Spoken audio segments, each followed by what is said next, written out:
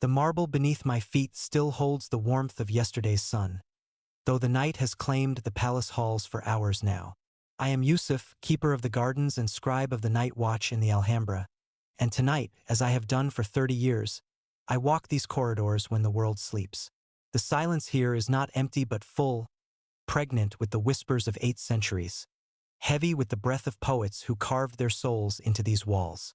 My bare feet know every stone, every slight imperfection in the marble that speaks of human hands that shaped paradise from clay and dreams.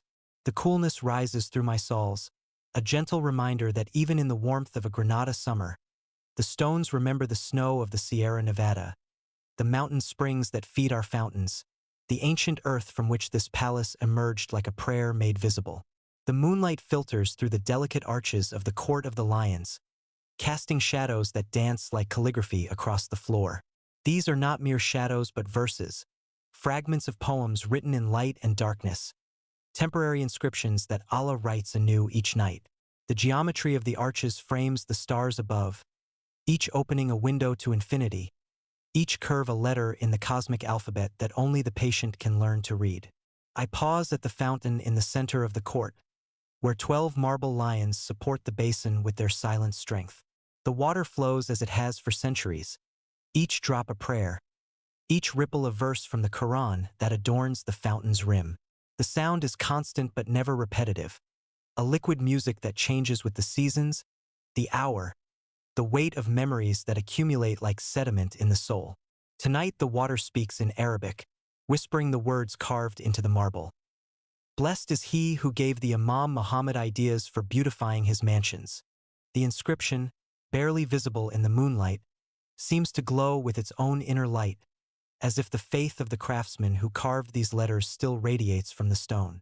I run my fingers along the carved letters, feeling the slight roughness where the chisel bit into the marble, the smooth polish where countless hands have traced these sacred words. The lions themselves are mysteries, their faces worn smooth by time and weather, their expressions suspended between ferocity and serenity. Legend says they once spouted water from their mouths, but they have been silent for generations, their voices lost to the shifting fortunes of dynasties and the simple passage of time. Yet in their silence, they speak more eloquently than any fountain, their stillness a meditation on the eternal within the temporal. I move through the court of the myrtles, where the long pool reflects the tower of Comares like a mirror made of liquid obsidian. The myrtle hedges release their fragrance into the night air, a scent that carries memories of the gardens of Damascus, of the poet's paradise that the Nasrid princes sought to recreate in this final bastion of Al-Andalus. The reflection in the pool is perfect, doubling the architecture, creating a palace of water beneath the palace of stone. The palace was never meant to be seen in harsh daylight but revealed gradually, like a secret told in whispers, like a poem unfolding line by line. The architects understood that beauty requires shadow as much as light, that the most profound revelations come not in the blinding noon but in the gentle transition between day and night, between the visible and the hidden, between the temporal and the eternal. Each room I enter whispers its own story, its own collection of memories accumulated over centuries of occupation. The Hall of the Ambassadors, with its star-shaped dome that maps the heavens, where diplomats from distant lands once marveled at the sophistication of Granada's court. The throne room where the last Nasrid sultans held court, their power diminishing with each passing year even as their palace grew more beautiful, as if beauty itself could hold back the tide of history. The walls speak in many languages tonight.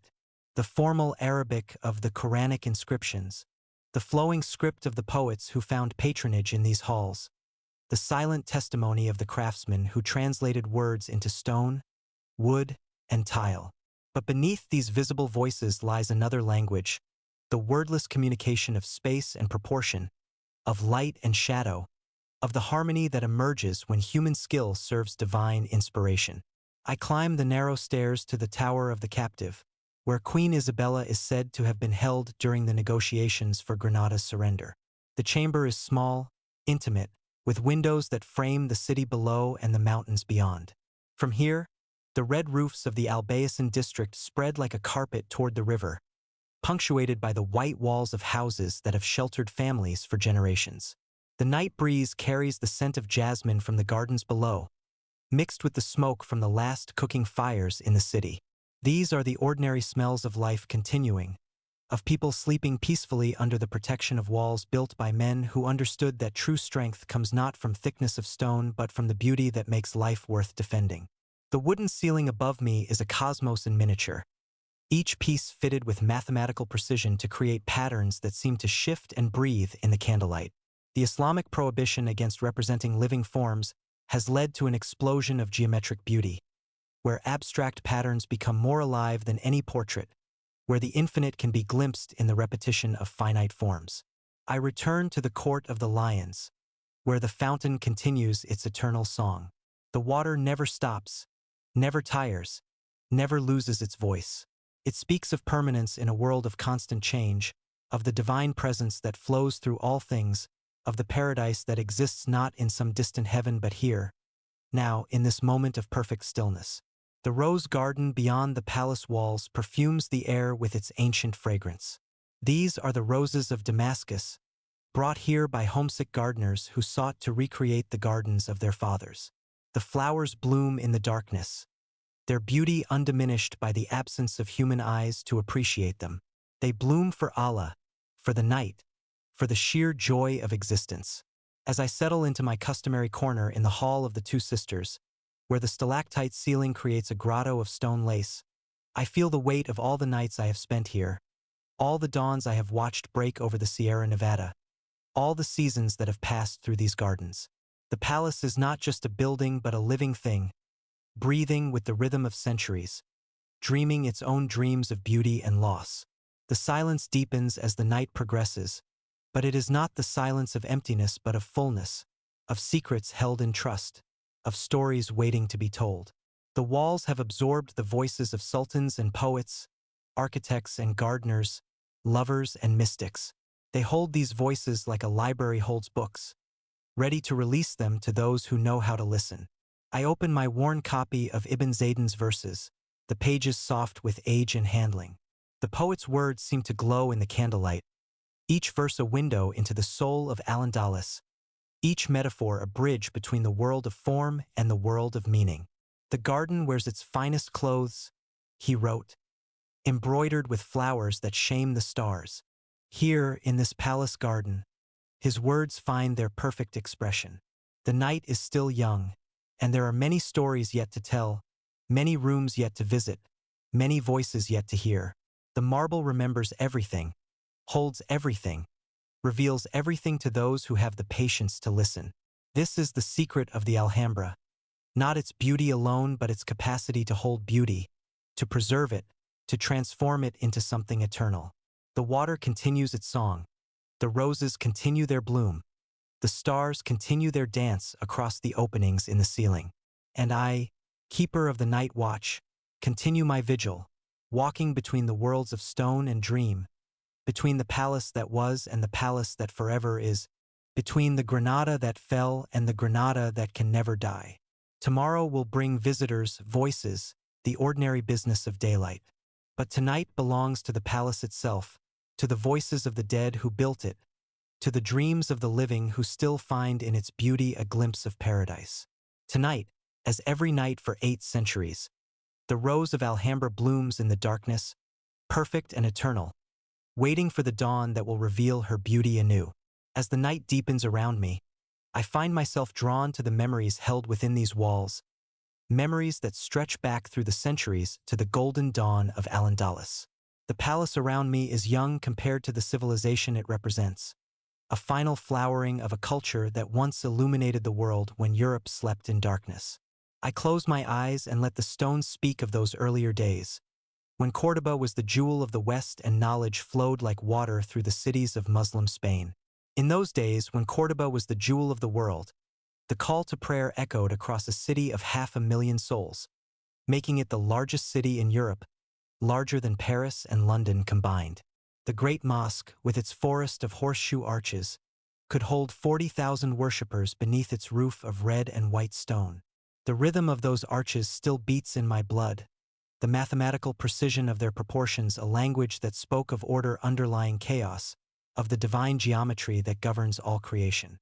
I remember the stories passed down through my family, tales of the Umayyad princes who fled Damascus when the Abbasids seized the caliphate, carrying with them the memories of palaces and gardens, of a sophistication that would transform the rough frontier of Iberia into a paradise of learning and culture.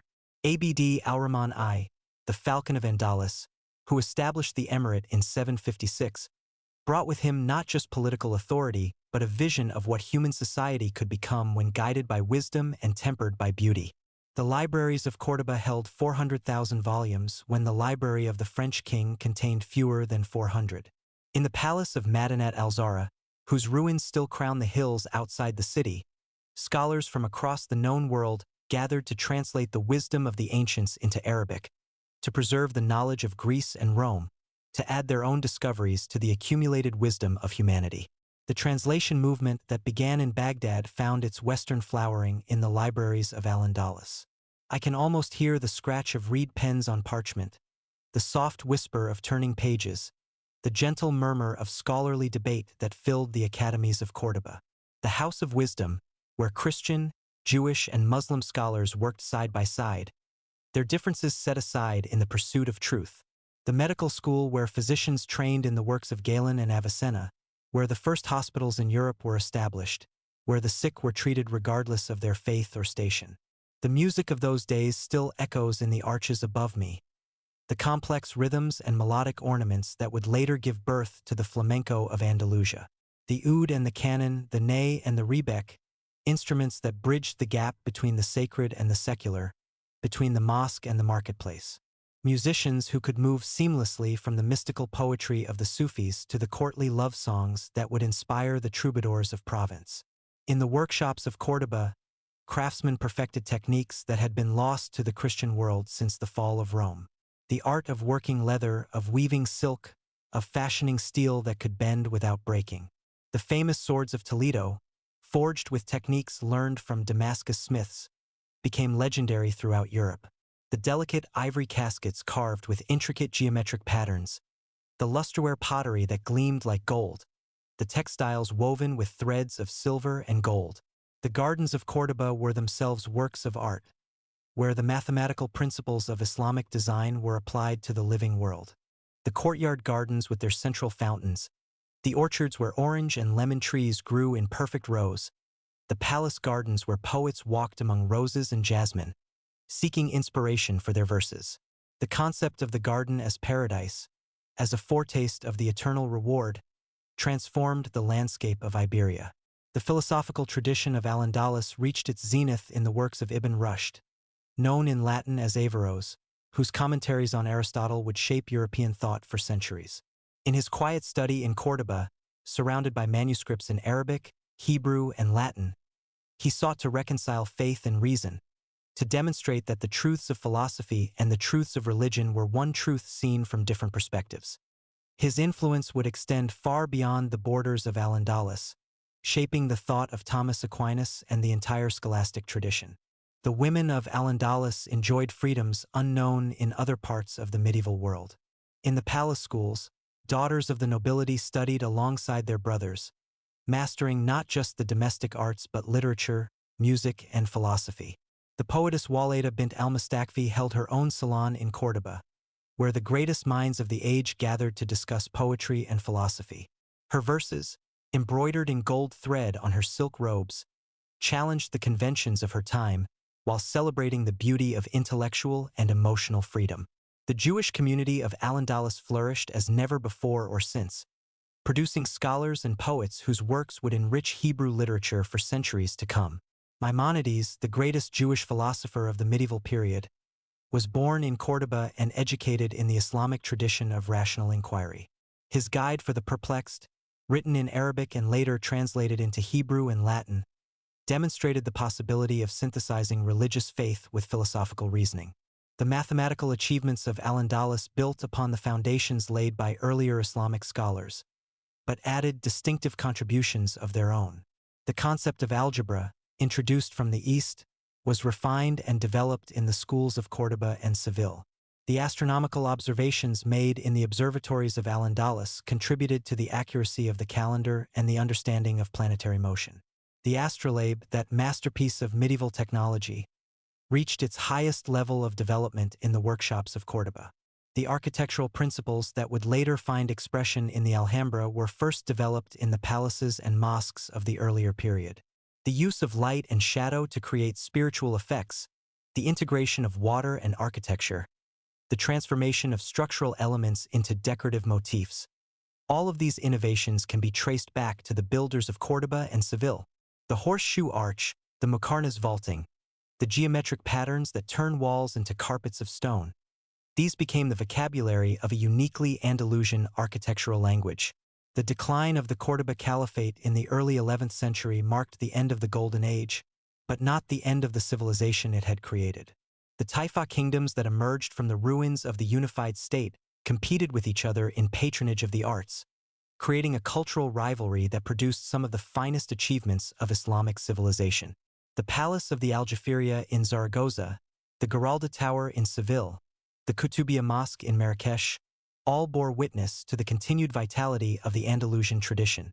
The Almoravids and Almohads, the Berber dynasties that succeeded the Taifa kingdoms, brought their own austere aesthetic to Al-Andalus, but they could not suppress the cultural flowering that had taken such deep root in Iberian soil.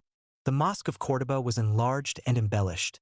The Palace of the Alhambra was begun, and the tradition of Andalusian poetry reached new heights of sophistication and emotional depth.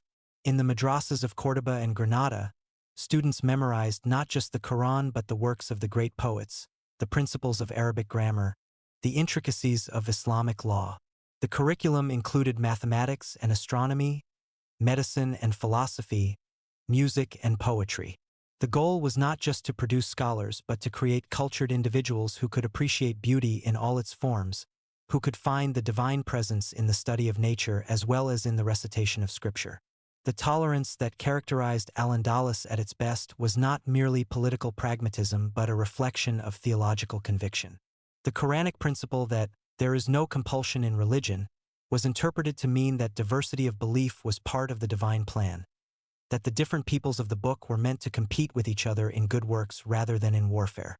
This tolerance created a unique civilization where different traditions could flourish side by side, each contributing to the richness of the whole. The mystical tradition of Al-Andalus, exemplified by figures like Ibn al-Arabi, the great Sufi master of Murcia, sought to find the underlying unity beneath the apparent diversity of religious forms. His concept of the unity of being, developed through years of meditation and study, would influence Islamic thought for centuries to come. The idea that all existence is a manifestation of the divine, that the mystic can experience direct union with the absolute, found expression not just in philosophical treatises but in the very architecture of the palaces and mosques.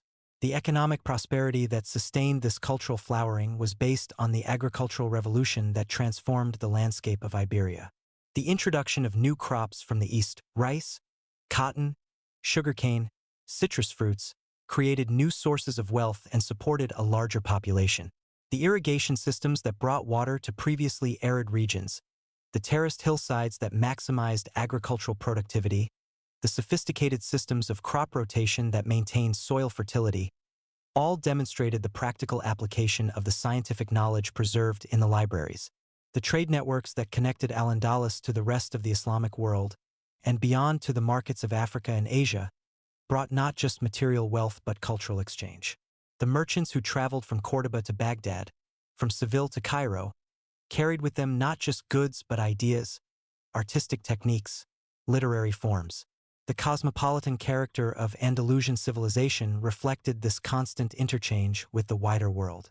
The craftsman guilds of Al-Andalus developed standards of excellence that made their products sought after throughout Europe and the Mediterranean. The silk weavers of Almeria, the metalworkers of Toledo, the potters of Malaga, each developed distinctive techniques that reflected both the high standards of Islamic craftsmanship and the particular genius of Andalusian culture. The objects they created were not just functional but beautiful, embodying the Islamic principle that all human activity should reflect the beauty of divine creation.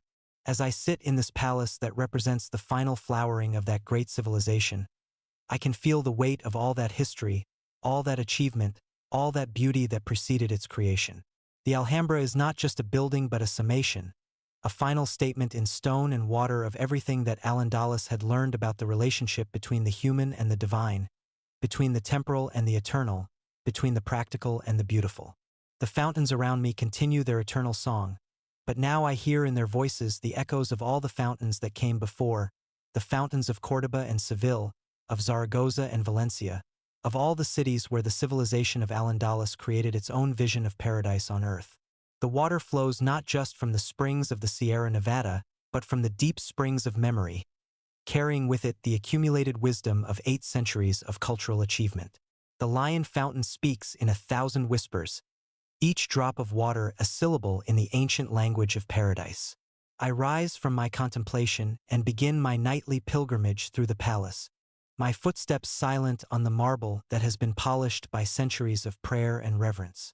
The moonlight transforms the familiar spaces into something magical, each archway a portal between worlds, each shadow a verse written in the script of night. The 12 lions that guard the fountain seem to breathe in the flickering candlelight, their marble forms animated by the dancing shadows. Each lion is unique, carved by different hands but united in their eternal vigil. The water flows from the central basin through channels carved into the marble floor, following the precise mathematical calculations that ensure perfect distribution. The sound is hypnotic, a liquid mantra that has continued unbroken for centuries, a prayer that never ends. I trace my finger along the rim of the fountain, feeling the Arabic calligraphy carved into the marble. The words of Ibn Zamrak, the court poet who transformed stone into poetry, flow beneath my touch, silver flowing over pearl, which is both pure and clear. The metaphor is perfect. The water is silver, the marble is pearl, and the combination creates something that transcends both elements. This is the genius of Andalusian art, the ability to find the divine in the marriage of opposites. The walls around the Court of Lions speak in 3 languages simultaneously. The flowing Arabic script that curves and spirals like vines, the geometric patterns that repeat infinitely like the names of God, and the silent language of proportion and harmony that speaks directly to the soul. Each element supports the others, creating a symphony of meaning that can be read on multiple levels, each reading revealing new depths of understanding. The Muqarnas ceiling above me is a marvel of engineering and artistry, thousands of individual stalactites arranged to create the illusion of a natural grotto. In the candlelight, they seem to move like living things, breathing with the rhythm of the night. The craftsman who created this masterpiece understood that architecture is not just about enclosing space, but about creating experiences, about transforming the mundane act of entering a room into a mystical journey. I move through the hall of the Abencerrages, where the tragic story of the noble family's massacre still haunts the octagonal chamber. The fountain at the center is stained with what local legend claims is blood, though reason tells me it is merely iron oxide leaching from the marble. Yet in the half-light, the rusty stains seem to pulse with life, a reminder that even in paradise, human passion and political necessity can create tragedy. The dome above tells a different story, one of mathematical perfection and spiritual aspiration. The star-shaped opening at the apex frames the night sky, connecting the enclosed space to the infinite cosmos beyond. The 8 sides of the chamber represent the 8 levels of paradise described in Islamic theology, while the Muqarnas decoration creates the illusion of ascending through celestial spheres toward the divine presence. The Hall of the Two Sisters opens before me like a jeweled casket, its walls covered in such intricate decoration that the eye cannot take it all in at once. The marble floor is composed of 2 massive slabs, the sisters from which the room takes its name, so perfectly matched that the joint between them is nearly invisible. The smoothness beneath my feet is extraordinary, polished to a mirror finish that reflects the candlelight like still water. The walls rise in tiers of increasing complexity, each level more elaborate than the last. The lower registers feature geometric patterns based on the 8-pointed star, the Qadam, symbol of regeneration and divine order. Above these, Arabic calligraphy flows like a river of meaning, verses from the Quran and poems of praise intertwining in perfect harmony. The highest tier explodes into Muqarnas of incredible intricacy, creating the illusion that the ceiling is dissolving into pure light. I pause before a particularly beautiful section of calligraphy, where the words, "There is no victor but Allah," are repeated in various scripts and sizes. The phrase was the motto of the Nasrid dynasty, but here it becomes something more, a meditation on the nature of power, a reminder that all human achievement is temporary while divine beauty endures. The letters themselves are works of art, each curve and flourish calculated to create not just meaning but visual pleasure. The transition from the Hall of the Two Sisters to the Mirador of Daraxa is marked by a subtle change in the quality of light. The narrow passage opens suddenly into a tower chamber with windows on three sides, each offering a different perspective on the palace gardens below. The Daraxa, or eyes of the house, provides a perfect vantage point for observing the interplay between architecture and landscape that defines the Alhambra. From this height, I can see the formal gardens laid out in the geometric patterns that mirror the decorative schemes of the palace interiors. The box hedges form intricate knots and arabesques, their dark green providing a perfect backdrop for the seasonal flowers that add color and fragrance to the composition. The orange trees stand in perfect rows, their white blossoms perfuming the night air with a scent that carries memories of the gardens of Damascus. The water channels that feed the fountains and irrigate the gardens are visible from here as silvery threads weaving through the darkness. The hydraulic system that supplies the palace is a marvel of engineering, bringing water from the mountains through a complex network of channels and cisterns. The constant sound of flowing water is not just decorative but functional, cooling the air and creating the humidity necessary for the plants to thrive in the dry climate of Granada. I descend to the Court of the Myrtles, where the long pool reflects the Tower of Comares like a mirror made of liquid obsidian. The myrtle hedges that line the pool release their fragrance into the still air, a perfume that speaks of distant lands and ancient memories. The reflection in the water is so perfect that it creates a sense of vertigo, as if the real palace exists in the depths below and what we see above is merely an illusion. The Tower of Comares rises before me, its massive walls softened by the delicate arcaded gallery that crowns its summit.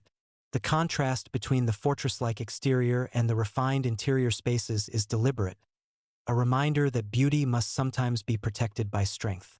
The tower served both as a defensive structure and as the throne room of the Nasrid sultans, where the business of government was conducted in surroundings of unprecedented luxury. The entrance to the tower is through a narrow corridor that bends and turns, forcing visitors to slow their pace and heighten their anticipation. This is architecture as theater, designed to create a sense of wonder and reverence that will put visitors in the proper frame of mind for encountering the sovereign. The corridor walls are covered in intricate tile work, the azulejos that transform geometric patterns into walls of color and light. The Hall of the Ambassadors, the throne room proper, is the largest chamber in the palace and perhaps the most magnificent.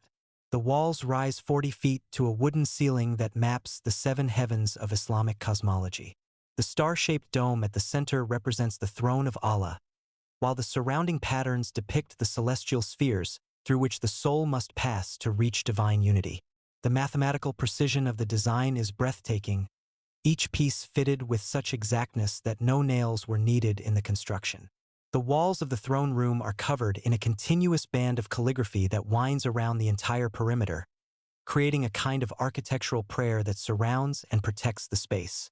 The words are drawn from the Quran, from the poetry of Ibn Zamrak, and from the official inscriptions that proclaim the glory of the Nasrid dynasty. But the overall effect is not of human pride but of divine presence, as if the words themselves have been given physical form and made to inhabit the space. The windows of the throne room are works of art in themselves, filled with intricate geometric patterns cut from stone so thin that it seems almost transparent. The light that filters through these screens is transformed into patterns of incredible complexity, creating a kind of architecture of light that changes throughout the day. At night, with only candles for illumination, the screens become silhouettes against the darkness, their patterns creating a lace of shadows on the opposite walls. I climb the narrow stairs to the upper levels of the tower, where smaller chambers provided private spaces for the royal family. The intimacy of these rooms contrasts sharply with the grandeur of the public spaces below, reminding us that even sultans needed places of refuge and contemplation. The views from these windows encompass the entire city of Granada, the fertile vega that surrounds it, and the snow-capped peaks of the Sierra Nevada beyond. The Palace of Charles V, built within the Alhambra complex after the Christian conquest, sits like a stone intruder among the delicate Islamic structures. Its Renaissance architecture, with its emphasis on classical orders and mathematical proportions, represents a completely different aesthetic philosophy. Yet even this foreign presence cannot diminish the magic of the original palace, which continues to cast its spell on all who enter its precincts. I return to the gardens, where the night-blooming jasmine fills the air with its intoxicating perfume. The general life, the summer palace of the Nasrid rulers, rises on the hillside beyond, its gardens stepped into the natural slope of the terrain. The connection between the two palaces is visual rather than physical, creating a dialogue between architecture and landscape that speaks to the Andalusian understanding of paradise as a garden where the divine presence can be experienced through all the senses. The Patio de la Acequia, the court of the water channel, in the general life represents the perfection of the Islamic garden tradition. The central channel, lined with jets of water that create cooling arcs in the hot summer air, leads the eye toward the pavilion at the far end. The surrounding gardens are laid out in geometric patterns that mirror the decorative schemes of the palace interiors, creating a unity of design that extends from the smallest tile to the largest landscape composition. As I walk through these gardens, I am conscious of following paths laid out by the original designers to create specific experiences and emotions. The sudden opening of a vista, the unexpected encounter with a fountain, the carefully calculated interplay of light and shadow, all of these effects were planned to create a sense of wonder and delight that would transport the visitor from the mundane world into a realm of pure beauty. The roses that give their name to the palace bloom in profusion throughout the gardens, their varieties chosen not just for their beauty but for their fragrance and their symbolic significance. The damask roses brought from the east, the white roses of purity, the red roses of passion, each variety adds its own note to the complex symphony of scents that perfumes the night air. The petals fall like snow on the marble paths, creating a carpet of color that will be swept away by the morning gardeners only to be renewed the next day. The sound of water is everywhere, not just the grand fountains of the main courtyards, but the countless smaller jets and channels that create a constant background music of liquid sound. The Moors understood that water is not just necessary for life but essential for the creation of paradise, transforming the harsh landscape of southern Spain into a garden that rivals the descriptions of heaven in the sacred texts. As I complete my circuit of the palace and return to the Court of Lions, I am struck by the way the architecture creates a sense of infinite space within finite boundaries. The use of reflection, the play of light and shadow, the integration of interior and exterior spaces, all of these techniques create the illusion that the palace extends far beyond its physical limits, that it partakes of the infinite even while remaining anchored in the material world. The night is advancing, and soon the first light of dawn will begin to transform the palace once again. But for now, in this perfect moment of darkness and silence, the Alhambra exists in its most essential form, not as a building but as a prayer made visible, a poem written in stone and water, a rose that blooms eternal in the garden of memory. The poets wrote their souls into these walls, and tonight I can feel their presence stirring in the silence like incense rising from an invisible brazier. I settle into the alcove where Ibn Zamrak once sat, composing the verses that now adorn the very stones around me. His words given eternal form in the marble and tile. The candlelight flickers across the carved calligraphy, bringing the letters to life, making them dance like living things across the surface of the walls. In the golden age of Al-Andalus, poetry was not merely an art form but a way of life, a language that bridged the gap between the human and the divine, between the temporal and the eternal. The great poets were not just entertainers but philosophers, theologians, and mystics whose verses carried the deepest insights of their civilization. Their words were carved into palace walls, sung in the streets, memorized by scholars, and whispered by lovers in the gardens of Córdoba and Seville. I open my manuscript of Ibn Hazm's The Ring of the Dove. The pages yellow with age but the words still burning with the passion of their creation. Written in Córdoba in the 11th century, this masterpiece of Arabic literature explores the nature of love with a sophistication that would not be matched in European literature for centuries. Love is a serious mental disease, Ibn Hazm wrote, and the treatment of it is only to be found in the union of the two lovers. His analysis of the psychology of love, based on his own experiences and observations, created a new vocabulary for discussing the emotions that drive human behavior. The verses seem to whisper themselves in the darkness. I have seen love drive men to madness, transform the wise into fools, and turn the eloquent into stammering children. Yet I have also seen it elevate the humble to heights of nobility, inspire the coward to acts of heroism, and grant the mortal a glimpse of the eternal. Ibn Hazm understood that love was not just an emotion but a force that could transform the soul, a ladder that could lead the seeker from the material world to the realm of pure spirit. The story of Ibn Zayden and Walida bin al-Mustakfi represents the peak of romantic poetry in Al-Andalus, a passionate love affair that produced some of the most beautiful verses in the Arabic language. She was a princess, the daughter of the Umayyad Caliph al-Mustakfi, who held her own literary salon in Córdoba where poets and scholars gathered to discuss the deepest questions of existence.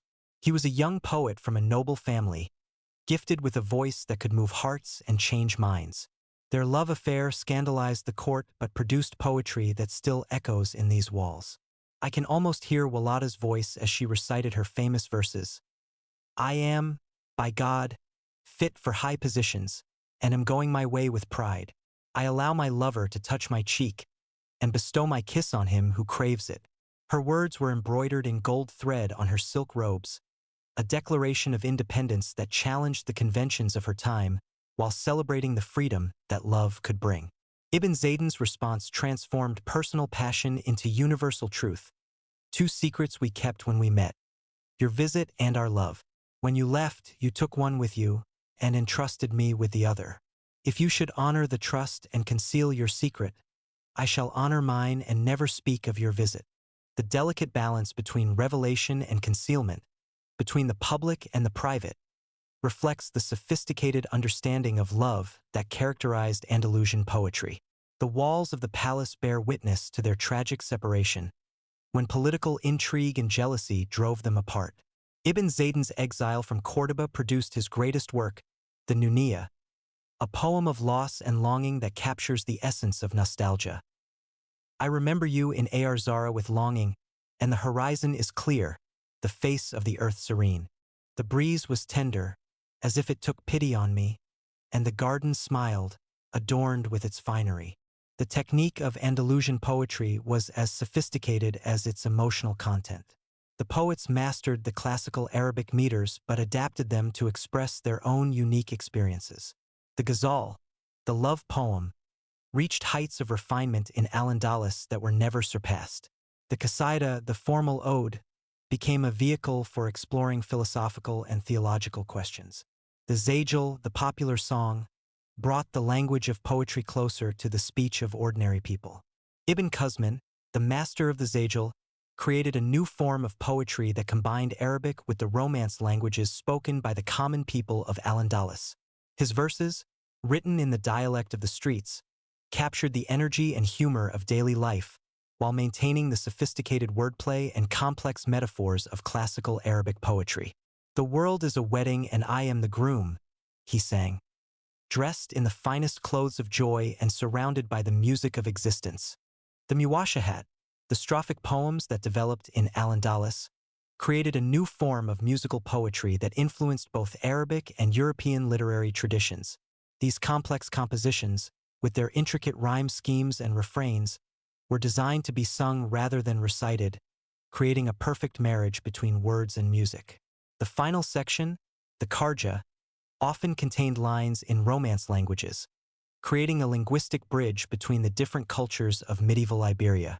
Abu al-Walid ibn Rushd, known in the West as Averroes, was not only a philosopher but a poet whose verses explored the relationship between reason and faith. His Incoherence of the Incoherence was a philosophical masterpiece, but his poetry revealed the emotional depths beneath his rational arguments. The truth has faces like the facets of a jewel, he wrote, each one reflecting the light of understanding in its own way, yet all participating in the same essential illumination. The mystical poetry of Al-Andalus reached its highest expression in the works of Ibn al-Arabi, the great Sufi master whose verses attempted to describe the indescribable experience of union with the divine. His Interpreter of Desires used the language of earthly love to explore the soul's relationship with God, creating a mystical vocabulary that would influence Islamic spirituality for centuries. "My heart has opened unto every form," he wrote. "It is a pasture for gazelles, a cloister for Christian monks, a temple for idols, the Kaaba of the pilgrim, the tables of the Torah, and the book of the Quran. The palace walls around me bear the verses of Ibn Zamrak, the last great poet of Al-Andalus, who served as vizier to the Nasrid sultans and transformed the Alhambra into a book of stone. His poems, carved into the marble and tile, speak not just of royal glory but of the eternal themes that have always moved the human heart. I am the garden, and every dawn reveals my beauty to him who contemplates me with a perfect gaze," reads one inscription, transforming the palace itself into a speaking entity that can communicate directly with the visitor.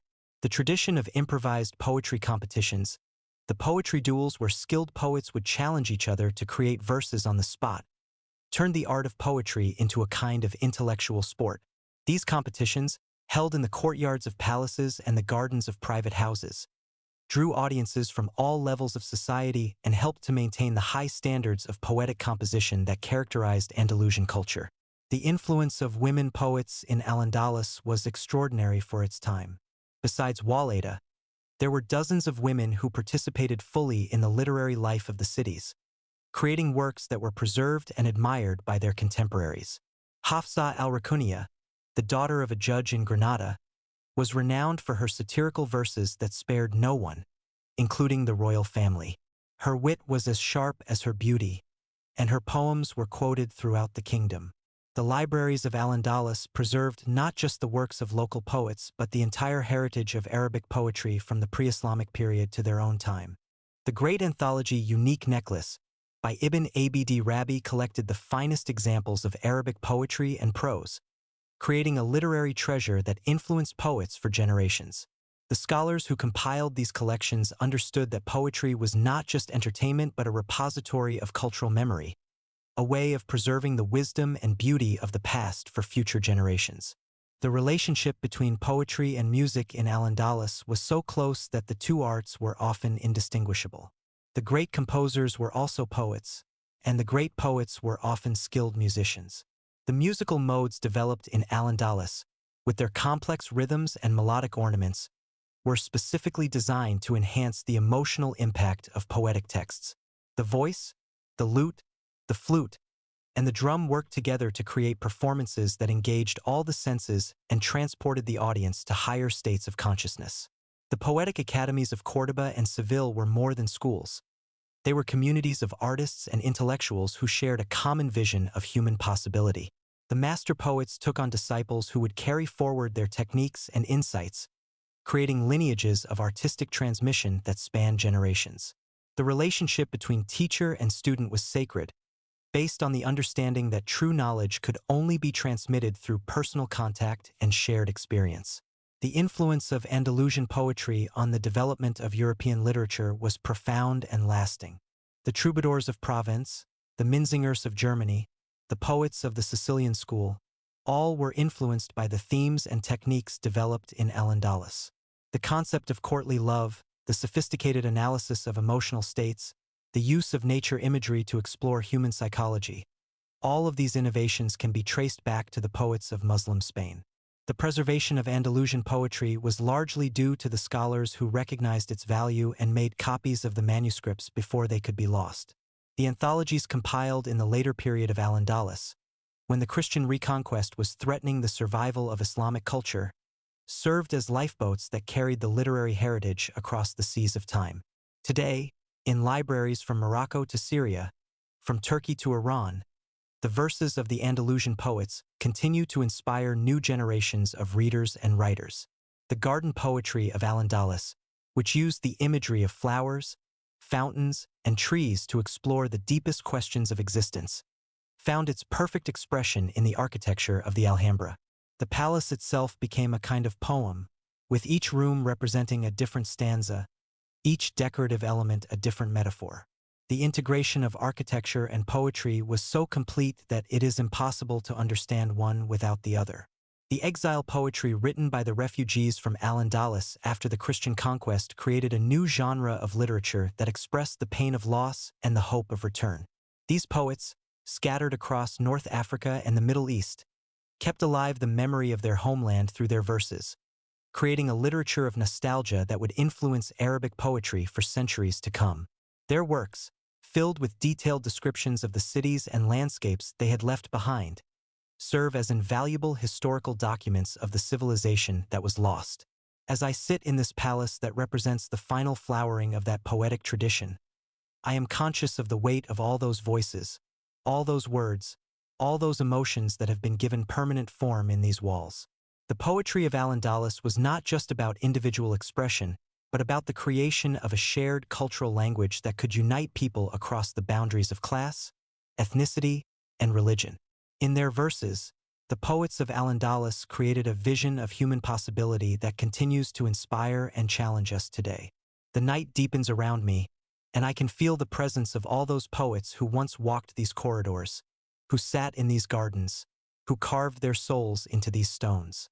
Their words continue to echo in the silence, reminding us that beauty is not a luxury but a necessity, that poetry is not decoration but truth, that the human spirit requires nourishment that can only be found in the marriage of language and meaning, of form and content, of the temporal and the eternal.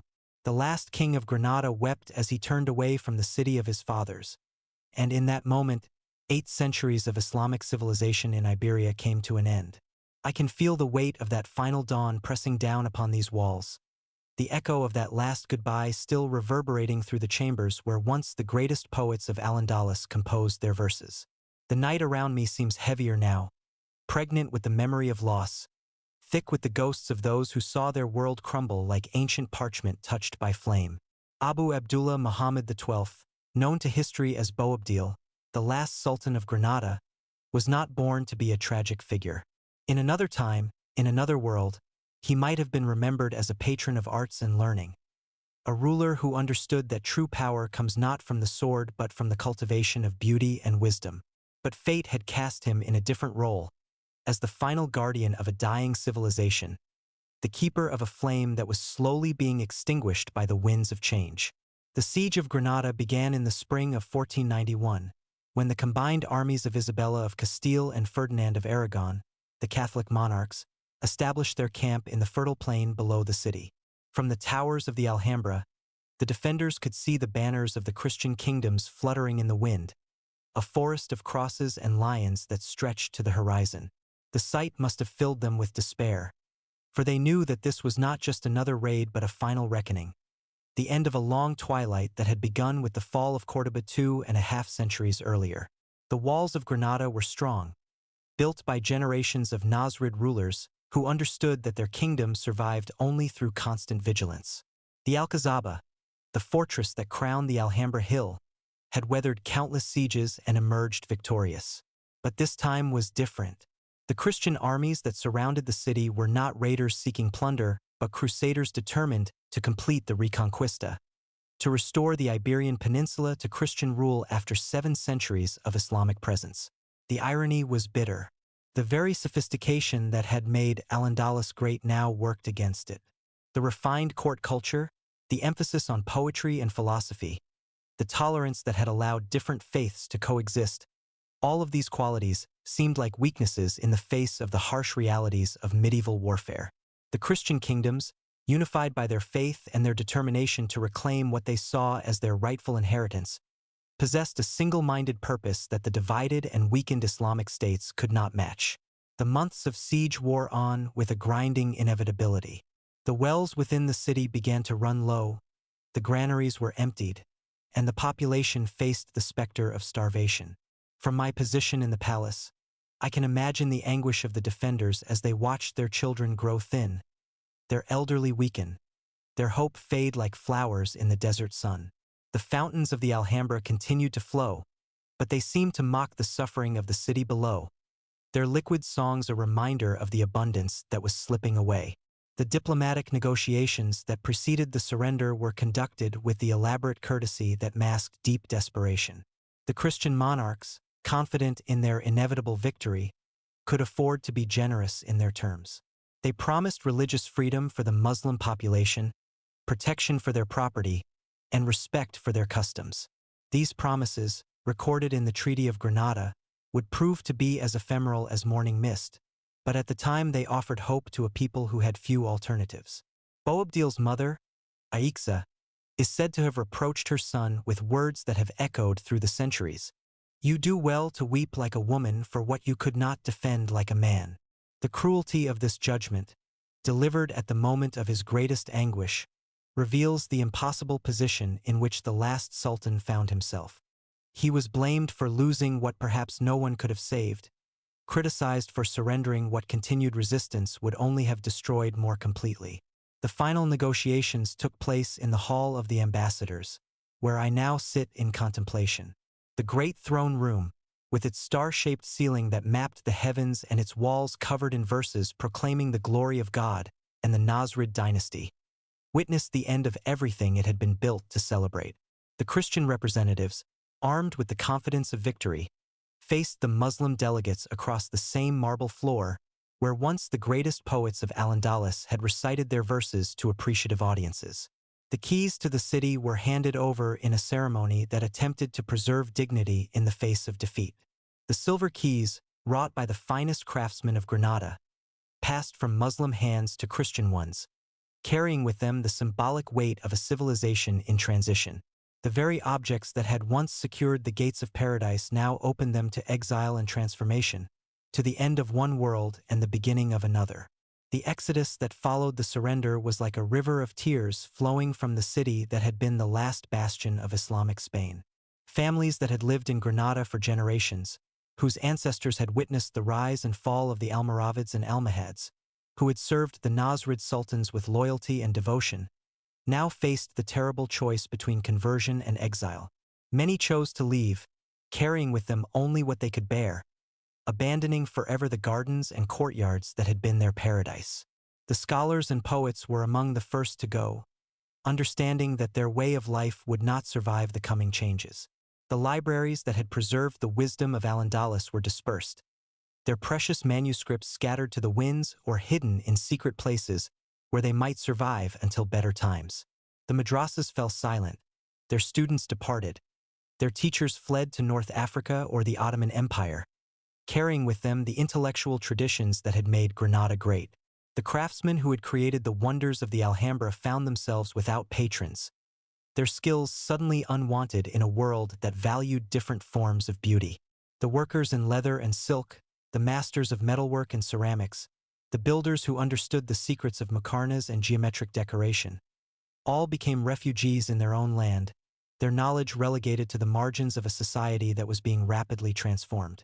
The morning of January 2nd, 1492, dawned clear and cold over Granada.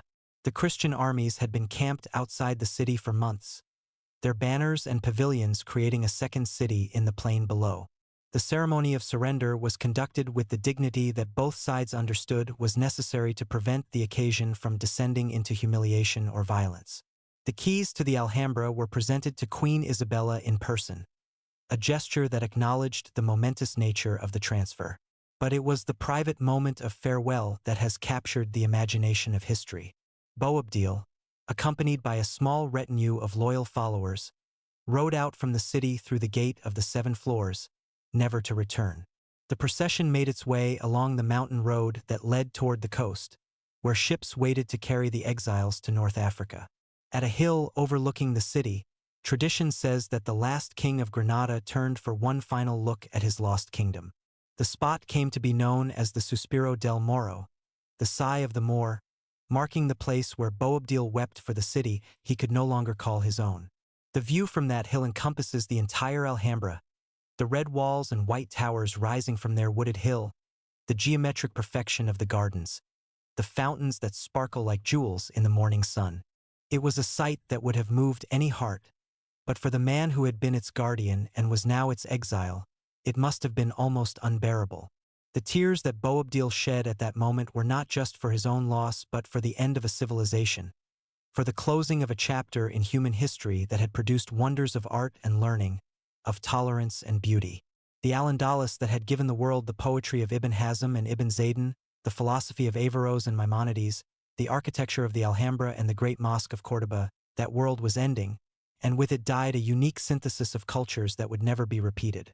The Christian conquest of Granada was not just a military victory, but a cultural transformation that would reshape the character of Spain forever. The new rulers, driven by the militant faith of the Reconquista, had little patience for the pluralistic society that had characterized Al-Andalus at its best. The promise of religious tolerance, so solemnly sworn in the Treaty of Granada, was soon broken as the Inquisition extended its reach into the former Islamic kingdom. The Moriscos, the Muslims who chose to remain and convert to Christianity, found themselves caught between two worlds, belonging fully to neither. Their private adherence to Islamic customs and beliefs was viewed with suspicion by the Christian authorities, while their public profession of the Christian faith was seen as apostasy by their former co-religionists. The tragic fate of this community, caught between the grinding wheels of religious intolerance, would unfold over the following century as they faced increasing persecution and eventual expulsion. The architectural legacy of Al-Andalus faced a more complex fate. The Alhambra, too beautiful to destroy and too valuable to abandon, became a royal residence for the Christian monarchs. Charles V, the Holy Roman Emperor, built his own Renaissance palace within the Islamic complex, creating a dialogue between different architectural languages that continues to fascinate visitors today. The juxtaposition of the circular Renaissance courtyard with the flowing curves of the Islamic chamber speaks to the tension between preservation and transformation that characterized the Spanish approach to their Islamic heritage. The gardens of the Alhambra, those earthly paradises where the poets of Al-Andalus had found inspiration for their verses, gradually changed character under Christian rule. The geometric patterns that had reflected Islamic concepts of divine order gave way to more naturalistic designs influenced by Italian Renaissance models. The orange trees and cypress groves remained, but they were arranged according to different principles, creating spaces that were beautiful in their own way but that spoke a different language of the sacred. The city of Granada itself underwent a profound transformation. The narrow streets of the Albayacin, where the sound of Arabic had mingled with the splash of fountains, gradually filled with the voices of Christian settlers from the north. The mosques were converted to churches, their minarets crowned with bells instead of crescents, their mihrab walls adorned with Christian altars. The change was not immediate or complete, but it was inexorable, like the slow erosion of a cliff face by the relentless action of waves. The memory of Al-Andalus was preserved in unexpected places. The Mudéjar architectural style, which combined Islamic decorative techniques with Christian building programs, created a unique form of cultural synthesis that flourished in the centuries following the conquest. The Spanish language itself absorbed hundreds of Arabic words, creating a linguistic legacy that survives to this day. The music of Andalusia, with its complex rhythms and melodic ornaments, preserved echoes of the musical traditions that had once flourished in the courts of Córdoba and Seville. The intellectual legacy of Al-Andalus traveled beyond the borders of Spain, carried by the scholars and books that found refuge in the libraries of North Africa and the Ottoman Empire. The works of Averroes and Maimonides, of Ibn Hazm and Ibn Ziyad, continued to be studied and admired in Cairo and Istanbul, in Fez and Tunis. The seeds of Andalusian learning, scattered by the winds of conquest, took root in new soil and produced new flowers of knowledge and beauty. The Alhambra itself became a symbol of loss and longing, a monument to a vanished world that grew more beautiful in memory as it receded into the past. The palace that had once been the center of a living civilization became a museum of dreams, a place where visitors could glimpse the shadows of a greatness that had passed away. The fountains still played their liquid music, but they seemed to sing of absence rather than presence, of what had been lost rather than what remained. Yet even in defeat, even in exile, the spirit of Al-Andalus refused to die completely. The refugees who carried its memory to new lands, the manuscripts that preserved its wisdom, the buildings that testified to its beauty, all bore witness to the truth that some things transcend the rise and fall of kingdoms, that beauty and knowledge have a life of their own that cannot be extinguished by conquest or suppressed by intolerance. As I sit in this palace that outlived its builders, that survived the end of the world it was created to celebrate, I am reminded that the true victory belongs not to the conquerors but to the conquered, not to those who wield the sword but to those who create beauty that endures beyond the reach of any weapon. The rose of Alhambra bloomed even when the poets were gone, even when the last king had wept and turned away, even when the civilization that created it had passed into history and memory. Now the rooms sleep, but the marble still remembers. In the deepest hour of night, when silence has claimed even the whisper of wind through the garden trees, I feel the palace breathing with the accumulated life of centuries. The stones beneath my feet have absorbed more than footsteps. They have drunk deep of human dreams, of prayers whispered in the darkness, of tears shed in joy and sorrow, of the infinite small moments that make up a civilization's soul. The memory held in marble is not the cold record of historians but the warm, living presence of those who shaped these spaces with their hopes and fears, their loves and losses. Each column bears the imprint of the hands that carved it. Each arch remembers the prayers that blessed its construction. Each tile holds the reflection of the eyes that first admired its beauty. The palace is not just a building but a repository of human experience, a library written in stone and water, light and shadow. 5 centuries have passed since the last sultan departed, yet the Alhambra remains more than a monument to a vanished world. It has become a universal symbol of the human capacity to create beauty that transcends the limitations of time and circumstance. The tourists who come from every corner of the earth, speaking languages that the original builders never heard, find in these chambers something that speaks to their deepest longings, something that connects them to the eternal human quest for meaning and beauty. The paradox of the Alhambra is that it achieved its greatest fame only after the civilization that created it had passed away. The Romantic writers of the 19th century, led by Washington Irving and his Tales of the Alhambra, rediscovered the palace and transformed it into a symbol of exotic mystery and lost grandeur. Their imaginations, fed by the Gothic revival and the Oriental fantasies of their age, created a new mythology around the palace that was both true and false, capturing its essential magic while misunderstanding its deeper significance. The restoration efforts of the 20th century, guided by scholars who understood the architectural and historical importance of the complex, have revealed the Alhambra's true nature as one of the supreme achievements of human creativity. The careful cleaning of the stalactite ceilings, the patient restoration of the tile work, the meticulous reconstruction of the water systems, all have combined to bring the palace back to something approaching its original glory. Yet even the most skilled restoration cannot fully recapture the living culture that gave birth to this beauty. The gardens that surround the palace tell their own story of continuity and change.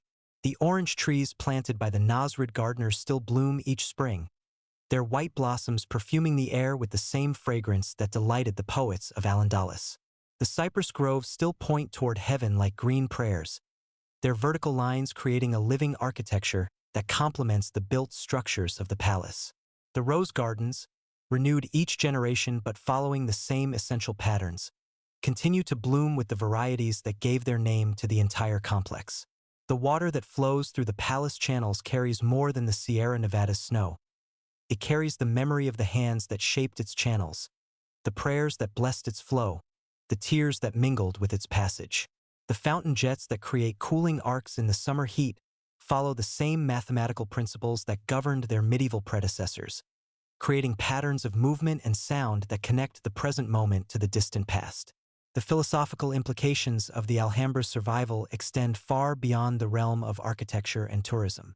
In an age of rapid change and technological disruption, the palace stands as a reminder that some human achievements possess a quality that transcends their immediate historical context. The mathematical precision of the geometric patterns, the sophisticated understanding of light and shadow, the perfect integration of interior and exterior spaces, these represent insights into the nature of beauty that remain valid regardless of the political or religious systems that may rise and fall around them. The Islamic principle that inspired the palace's creation, that all beauty is a reflection of divine beauty, that the material world can serve as a mirror for spiritual truth, has found new expression in the contemplation of visitors who may not share the original builder's faith, but who recognize in these spaces something that speaks to their own spiritual longings.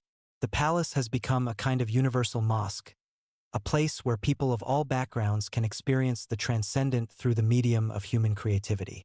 The tragedy of Al-Andalus lies not just in its political defeat, but in the loss of the model of coexistence that it represented. The tolerance that allowed Christians, Muslims, and Jews to live and work together. The intellectual curiosity that led to the preservation and transmission of ancient wisdom. The aesthetic sensibility that saw beauty as a divine gift to be cultivated and shared. All of these qualities were swept away by the harsh winds of religious and political conflict. Yet the memory of that lost world continues to inspire new generations of artists, writers, and thinkers who find in the example of Al-Andalus a vision of what human society might become. The palace serves as a tangible reminder that such achievements are possible, that human beings can create spaces where beauty and wisdom flourish, where different traditions can meet and enrich each other, where the divine presence can be experienced through the contemplation of perfect forms. The influence of the Alhambra on subsequent architecture has been profound and far-reaching. The neo-Islamic buildings of the 19th and 20th centuries, from the Brighton Pavilion to the mosques of British India, all draw inspiration from the architectural vocabulary developed in medieval Granada. The modern understanding of the relationship between architecture and landscape, between indoor and outdoor spaces, between structure and decoration, has been shaped by the lessons learned from the study of this remarkable complex. The literary legacy of the Alhambra is equally rich. The palace has inspired countless works of fiction, poetry, and drama, from the romantic fantasies of the 19th century to the sophisticated historical novels of contemporary writers. The image of the palace as a lost paradise, a fragment of heaven preserved in stone, has become a permanent part of the Western imagination, a symbol of the human capacity to create beauty that outlasts the civilizations that produce it. The scientific study of the Alhambra has revealed layers of meaning that were invisible to earlier generations. The mathematical analysis of the geometric patterns has uncovered sophisticated understanding of symmetry and proportion that anticipates modern developments in crystallography and group theory. The acoustic properties of the chambers have been studied by researchers interested in the relationship between architecture and sound. The hydraulic systems that supply the fountains have provided insights into medieval engineering that are still relevant today. The conservation challenges faced by the Alhambra in the 21st century reflect the broader problems of preserving cultural heritage in an age of mass tourism and environmental change. The delicate balance between making the palace accessible to visitors and protecting it from the damage caused by human presence requires constant vigilance and innovative solutions. The rise in global temperatures, the changing patterns of rainfall, the pollution from the modern city of Granada, all pose new threats to the long-term survival of this irreplaceable monument. The digital age has brought new possibilities for experiencing and preserving the Alhambra. Virtual reality tours allow people who cannot visit in person to explore the chambers and gardens from anywhere in the world. High-resolution photography and laser scanning have created detailed records of every surface, every carving, every tile, ensuring that the palace's beauty will be preserved even if the original structure should somehow be damaged or destroyed.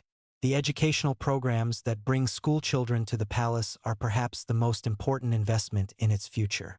The wonder that appears in young eyes when they first see the Court of Lions, the questions they ask about the people who built these marvels, the inspiration they carry away with them, these are the seeds from which future generations of artists, architects, and humanists will grow.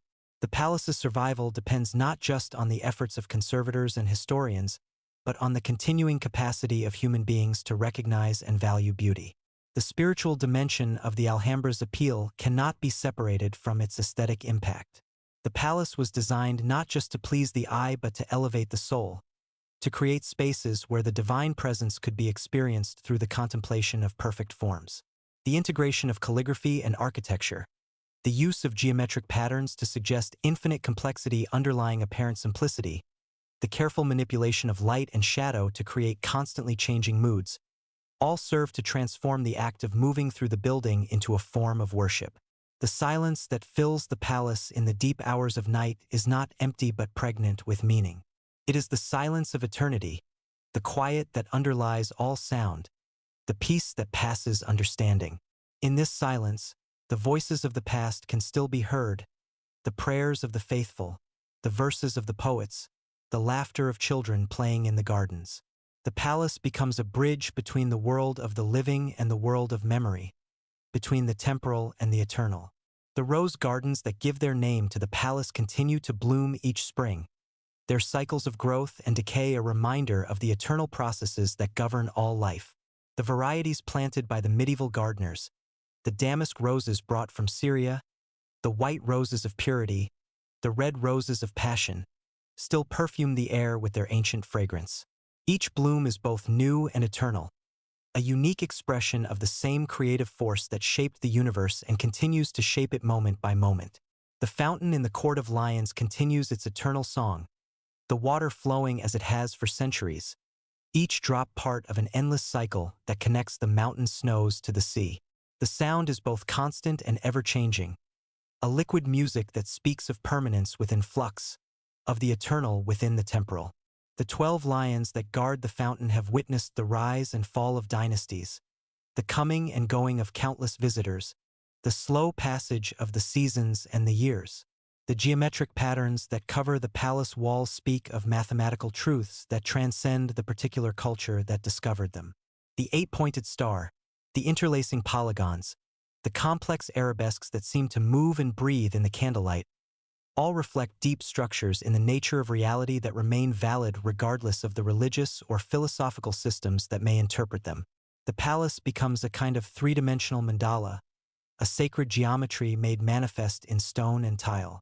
The legacy of the Alhambra extends far beyond the boundaries of Spain or the Islamic world. The palace has become a universal symbol of human creativity, a reminder that art and architecture have the power to transcend the limitations of their time and place.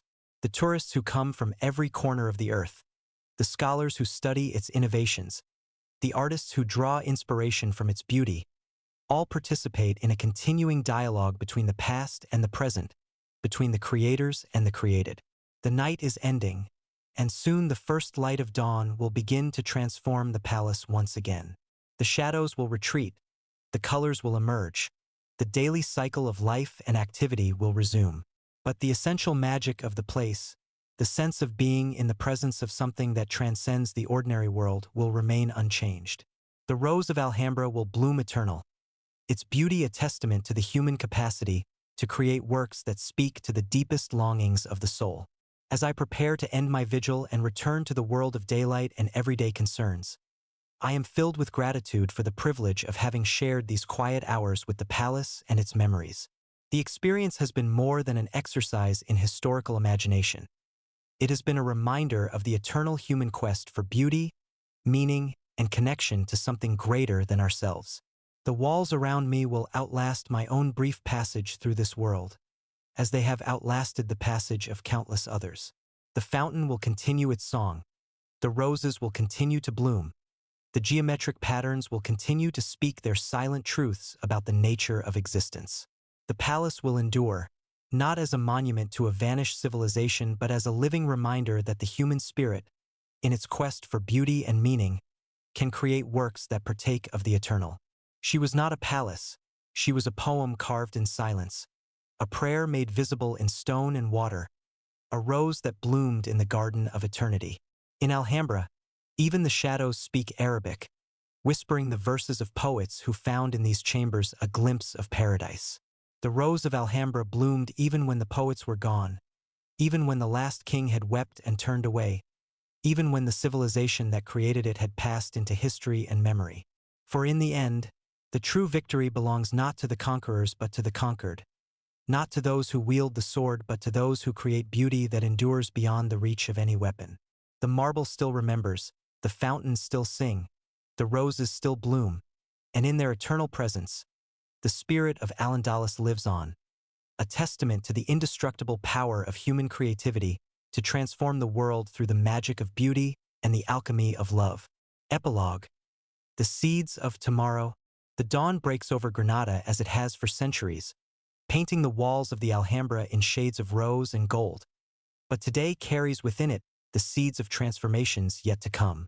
As I stand in the Court of Lions for the last time in this night's vigil, I see not just the palace as it is, but as it will become a bridge between worlds, a teacher of civilizations yet unborn, a silent prophet of possibilities that even now are stirring in the distant future. The influence of Al-Andalus and the Alhambra on the centuries that followed its fall would prove more profound than even its creators could have imagined. Like seeds scattered by the wind, the ideas and artistic innovations that flourished in medieval Granada would take root in unexpected places, growing into new forms of beauty and understanding that would reshape the world in ways both subtle and revolutionary. The refugees who fled Granada in 1492 carried with them more than personal belongings. They bore the living memory of a civilization that had achieved something remarkable: the successful synthesis of diverse cultural traditions into a unified whole. In the cities of North Africa, in the courts of the Ottoman Empire, in the intellectual centers of Cairo and Damascus, these exiles would plant the seeds of Andalusian culture in new soil, creating hybrid forms that would influence Islamic civilization for centuries to come. The architectural principles developed in the Alhambra would find new expression in the great mosques and palaces of the Ottoman period. The Blue Mosque in Istanbul, the palaces of Topkapi, the gardens of Samarkand all would bear the subtle influence of Andalusian design principles. The integration of water and architecture, the use of geometric patterns to create infinite complexity, the sophisticated understanding of light and shadow, these innovations would spread throughout the Islamic world and beyond, influencing even the colonial architecture of the European powers. The mathematical insights preserved in the geometric patterns of the Alhambra would prove prophetic of developments in modern mathematics and physics. The concepts of symmetry and group theory that underlie the palace's decorative schemes would later be recognized as fundamental to understanding the structure of matter itself. The crystallographic patterns discovered in the 20th century would reveal striking similarities to the tile work of medieval Granada, suggesting that the Islamic geometers had intuited deep truths about the nature of reality centuries before modern science would rediscover them. The technological revolution that began in the Renaissance owed more to the preserved knowledge of Al-Andalus than most historians have recognized. The astronomical instruments perfected in Córdoba and Granada, the mathematical techniques developed in the madrasas of Islamic Spain, the optical principles explored by scholars like Ibn al-Haytham, all would prove essential to the scientific revolution that transformed European civilization. The astrolabe, that masterpiece of medieval technology, would guide the ships of Columbus and his successors across the Atlantic, carrying European civilization to new worlds that the builders of the Alhambra could never have imagined. The Renaissance itself, that flowering of art and learning that marked the beginning of the modern era, was deeply influenced by the rediscovery of classical texts that had been preserved in the libraries of Al-Andalus. The works of Aristotle and Plato, the medical treatises of Galen and Hippocrates, the mathematical insights of Euclid and Ptolemy, all had been carefully copied and commented upon by the scholars of Islamic Spain, ensuring their survival through the dark centuries that followed the fall of Rome. The concept of religious tolerance that had characterized Al-Andalus at its best would prove prophetic of developments in modern political theory. The idea that diverse religious communities could coexist within a single state, that difference of belief need not lead to conflict, that the pursuit of knowledge transcends religious boundaries. These principles would eventually find expression in the Enlightenment ideals of toleration and pluralism that would shape the modern world. The literary innovations of the Andalusian poets would have a profound impact on the development of world literature. The concept of courtly love, the sophisticated analysis of emotional states, the use of nature imagery to explore human psychology, all would influence the poetry of medieval Europe and beyond. The troubadours of Provence, the minzingers of Germany, the poets of the Sicilian school all would draw inspiration from the techniques and themes developed in Al-Andalus, creating a poetic tradition that would eventually give birth to the Renaissance sonnet and the modern lyric. The influence of Andalusian music would prove equally far-reaching. The complex rhythms and melodic ornaments that had characterized the music of medieval Granada would migrate to the Americas with the Spanish colonists, influencing the development of flamenco, fado, and countless other musical forms. The guitar, perfected in the workshops of Al-Andalus, would become the instrument of choice for folk musicians around the world, carrying the echo of Andalusian melodies to every corner of the globe. The horticultural innovations developed in the gardens of the Alhambra would transform the landscape of the modern world. The techniques of irrigation and cultivation that had made the gardens of Granada possible would be adapted to new environments, enabling the cultivation of exotic plants in climates where they had never grown before. The botanical gardens of the colonial period, the great parks of the 19th century, the modern science of ecology, all would owe debts to the gardeners of Al-Andalus who had first understood the principles of creating sustainable beauty in harmony with natural systems. The philosophical synthesis achieved by the scholars of Al-Andalus would anticipate many of the intellectual developments of the modern era. The attempt to reconcile faith and reason, the exploration of the relationship between the individual and the divine, the understanding of knowledge as a universal human heritage, all would find new expression in the philosophical movements that would shape the modern world. The works of Averroes and Maimonides, of Ibn Hazm and Ibn al-Arabi, would continue to influence thinkers centuries after their deaths, providing insights that would prove relevant to new generations grappling with eternal questions. The economic innovations that had supported the prosperity of Al-Andalus would prove prophetic of developments in global commerce. The sophisticated banking systems, the international trade networks, the standardization of weights and measures, all would anticipate the commercial revolution that would transform the world economy in the early modern period. The merchant techniques developed in the markets of Córdoba and Granada would be adapted and refined by the trading companies of the Renaissance, enabling the creation of the first truly global economy. The technological innovations that had made the Alhambra possible would continue to influence architectural development for centuries. The sophisticated understanding of structural engineering, the innovative use of materials, the integration of functional and decorative elements, all would inspire new generations of builders and designers. The great architects of the Renaissance, the colonial builders of the New World, the industrial engineers of the 19th century, all would draw lessons from the techniques perfected in medieval Granada. The colonial period would see the direct transplantation of Andalusian architectural forms to the Americas, where they would adapt to new climates and cultures. The missions of California, the colonial cities of Mexico and Peru, the plantation houses of the Caribbean, all would bear the influence of Andalusian design principles, creating new synthetic forms that would define the visual character of the New World. The courtyards with their central fountains, the use of tile and stucco decoration, the integration of indoor and outdoor spaces, all would become characteristic features of colonial architecture. The Romantic movement of the 19th century would rediscover the Alhambra as a symbol of exotic beauty and mysterious wisdom. The writings of Washington Irving, the paintings of David Roberts, the musical compositions of Isaac Albanese, all would contribute to a new mythology surrounding the palace that would influence European culture for generations. The concept of the Orient as a source of artistic inspiration, the fascination with medieval Islamic civilization, the understanding of architecture as a form of poetry, all would find expression in the Romantic rediscovery of Al-Andalus. The modern preservation movement would find one of its most important testing grounds in the restoration of the Alhambra.